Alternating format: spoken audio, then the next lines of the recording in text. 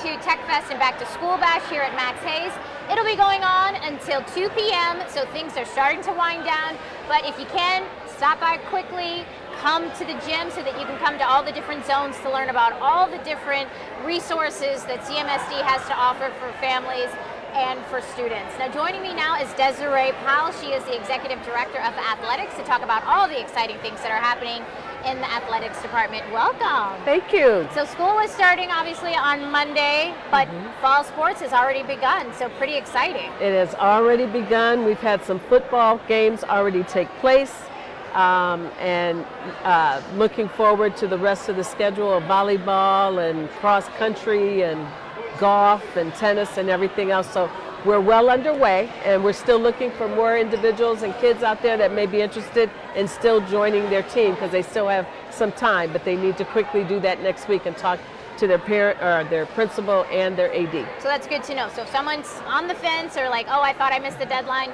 no deadline yet. You can, first day of school, go talk to the people so that you can join the team. So that's good to know. So also this year, you know, there's going to be a hometown ticketing for all sports. Can you talk about that? Yes, we started hometown ticketing as a pilot program last year when we came back from COVID, and it was another way for less contact, direct contact, and we are going full service with hometown ticketing now, so we're not doing cash at the gates. So anyone who comes to any of our contests is going to be asked to do hometown ticketing, scan a code into their phone, and then they will be able to purchase their ticket online with their credit card, and then we'll scan it with our iPhone or our cell phone at the gate, and they'll go right into the game. And so that if you do the ticketing before the game, it should make it an easier process to enter the gates. Correct. And if you still want to do cash purchasing, you work that out with the school during the week prior to the game, and they will work with you to buy a ticket up front at the school. But at the gate itself of the contest, we're doing all hometown ticketing. That's very nice. And so last year, a very exciting thing that started was District 1 started Senate Live and did live streaming of a lot of our sporting events, and that's going to take place again this year. So especially starting with football and not just football, but all sports, all sporting events pretty much. Yes. A lot of people wonder what we did during COVID when we didn't have students here. We were backstage working on something like this so that when we came back, we'd have a greater way of expanding the opportunities of people to being able to watch our students play. So District 1 came along where we could do live streaming, and we have a contract with them where it's not just limited, like you said, to football, school graduations, all the special events that go on in the building, but of course we're using it a lot for all the activities throughout the school year that involve sports. So starting with fall sports, I mean, I know it'll be used a lot for football games, but also for volleyball. We've got volleyball in line. I think we may have 1 or 2 soccer games in line. So we're spreading it out so that it's not just one sport. And then we've also identified some games of the week so that there'll be certain games of the week that are going to be highlighted on the District 1. And so it's really nice, especially if a family can't make it out, they can still view it. Or if grandma lives in DC, grandma can watch her grandson. We have data that there have been people that have watched from other countries for some of the events that we did all last year. So like you said, from a family member who can't get out the house to someone that lives in another state, all the way to another country. That's giving them more access. That's really great. And another thing that was exciting last year, the start of the Esports League. So it's expanding this year, and it's really cool. You know, I never really knew about esports until I started talking about it with CMSD. It is fascinating. I'm still learning esports, but we have expanded it to 20 high schools now in CMSD. So that is a whole world within itself, and the students that love gaming. And we've actually had a team from our district, our schools, go to a championship level for the league that we're involved in. Just like we had the chess program go to a championship. I mean, we have some scholars that excel so highly that it just shines on CMSD that we can go beyond, over and above. And then all the other schools cheer around them. Yes. So even with esports, we have that talent. Now we want to be able to expose that so that they get the exposure to college for those that want that exposure for college. So we've increased it to now 20 high schools. That's great. But, you know, with esports, you know, people sleep on it a little bit, but their students are being offered scholarships. Yes. We had one gentleman, he got a scholarship to Cleveland State. Yes. For yes. esports. Our first esports scholarship, yes, to Cleveland State. I mean, that is amazing that your ticket to college could be afforded because of gaming. Yes, yes. And so when is it going to start earlier? Are they going to have more games? They're going to start towards the end of September. We need time once school starts to make sure all the coaches are in place. They'll set up their practices. They'll have a practice sessions until they get into, and then we'll have our district. It's all set up in the system, but it starts towards the end of September officially. That's good. Definitely with, the Get More theme of CMSD, athletics is in there, and the students are really getting more, especially you implemented the HBCU Combines, which was really special with football, basketball, track and field, and softball. Can you just talk about how those went this past year? That was an idea that we just made happen, and it has evolved into so many different things. But the goal was to get more visibility across the board for all of our students, and I think it's definitely achieved that. And we've gained notice from the HBCU recruiters who had never heard from CMSD before. So now they've taken an interest to say, what is CMSD all about? We keep getting these emails and these invites, and they did come out to our combines. We also did live streaming of our combines, so those recruiters that could not come because of compliance rules, they were able to watch our combines live stream. We're moving forward to make those combines even more advanced this year, but we're taking it to another level.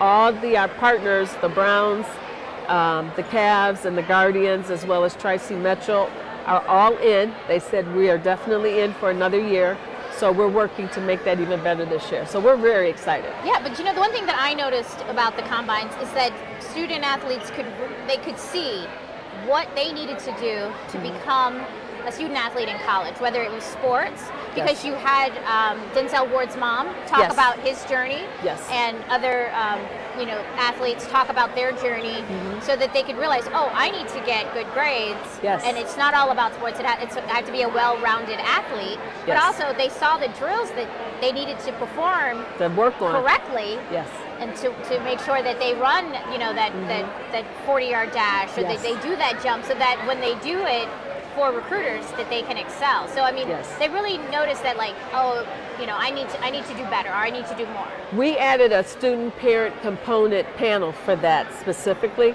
so that they get educated. The student would get educated with the parent, and then once that session was over, the students left, got themselves down, ready to do the combine.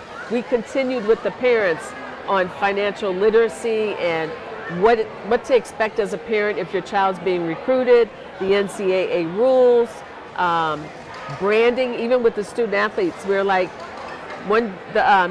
Denzel Ward's brother and his mom and her representatives were to say, once you become a high school athlete in particular, let alone a middle school, your brand starts at that time. So you're not waiting until you graduate to get a brand. You need to act like you have a brand while you're in high school. And when they heard that from the Ward family, you could see that wheels were turning in their heads, like, I need to start acting like I have a business. This is my business. Because that's what it's turning into. With all of these OSHA policies and things coming down, asking, are kids going to be able to get, imaged, and all of that, they have to start thinking that way. But you wanted to make sure that our students, they had more visibility, because you were noticing on signing day that not a lot of our kids were being signed to, A1 schools or schools at all. And there's no reason for that, because we do have the talent in CMSD, but for some reason, they're not being looked at. And so you wanted to give them that opportunity to have eyes on them. Yes, so that's going to increase yet again this year. And we're very excited.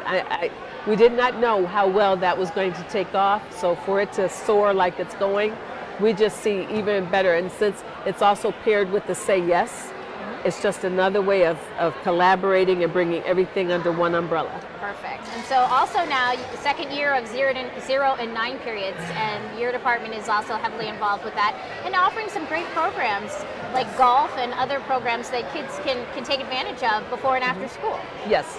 So the PE teacher and the principal are responsible to get the input from the community as to what they would like to have in those period 0 and period 9. My office tries to support the physical education teachers into what supplies or materials they may need. The goal is not to make it like a phys ed class. The goal is to make it what they would not normally get elsewhere. So I have some PE teachers teaching or allowing the kids to explore skateboarding. I've ordered this year, because we've had quite a request for a number of rollerblades and inline skating again. So we've ordered that so that kids get it in phys ed as well as in period 0, period 9. So very different things. We have certain different clubs that are going on. So we want to support more creative, out-of-the-box activities. Even rugby and lacrosse that I would love to get off the ground in a greater way. Well, I mean, you know, your lacrosse is pretty. We had a student who got a scholarship with lacrosse. Yes. So, Rugby and lacrosse are coming along. We've still got to get lacrosse. But when you say first tee and beat the streets is wrestling. Okay. And first tee, they're working with us with our middle school program. And once they expose the kids into golf and wrestling in the PE course and in the period 0, period 9, we are then going back to those schools to see how many of them want to start a club competitively in the athletic world of where I sit, so that they can then be the feeder program into the high school golf and wrestling teams.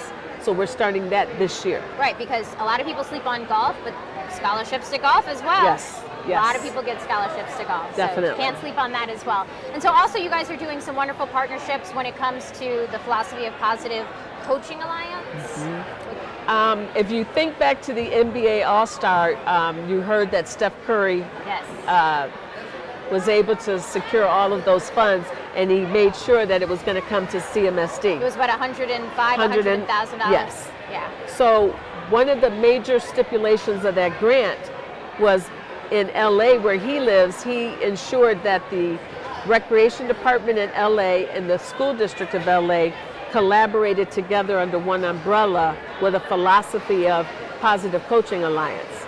And he wanted that same thing here in Cleveland to offer us that opportunity.